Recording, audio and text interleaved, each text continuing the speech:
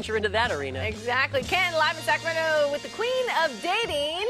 Getting more details. Good morning.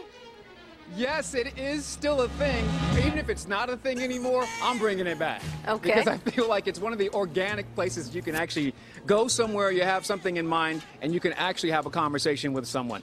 And to help us out with that, as you mentioned, it is Jen, Queen of Dating. Hey, how you doing? Great, how are you doing? See you, Jen B. All right, so we're going to get started here because you're going to help us out with scenarios, organic scenarios, for men to encounter and engage women in a grocery store. Absolutely. So first we're going to start with icebreakers. So being able to start normal, walk up to somebody, not be creepy, and ask them a question about what Don't be creepy. what they have in their shopping cart, what's going on.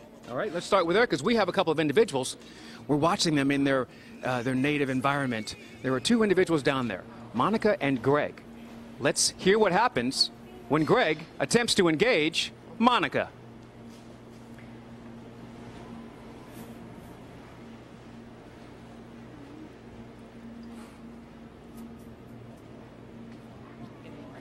So I'm a big fan of the pastrami. Do you have any sandwiches that you think would go really well with the pastrami? I like the salami sandwich actually. I think Yeah. the salami is the best, or the Italian is good. Do you think there's a certain level? Because I'm really a big bread guy. I have to have the best bread. Do they have do you have a rosemary parmesan? What's your favorite type of bread? I like the Dutch Crunch. Mm-hmm. Isn't that's probably one of your most popular ones? Yeah. And scene. That was well done.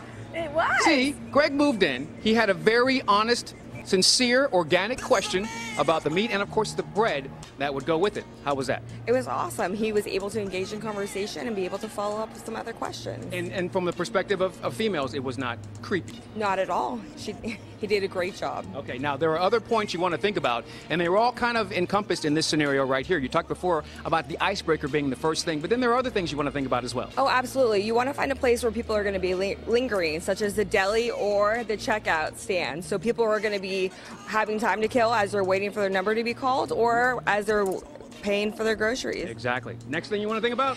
You also want to think about different ways to ask questions about why do they have what they have in their shopping cart. Be able to find out a story. So people want to be able to talk about that. And then you can follow up with getting more information and even maybe get a date out of it.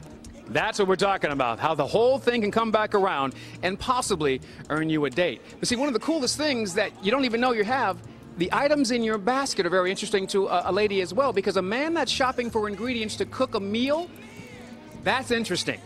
We're going to tell you exactly how to do that coming up next. The Manly Minute today is how to shop at the grocery store like a man. That's coming up a little bit later on. Back to you guys. All right, very good. Thanks, Ken.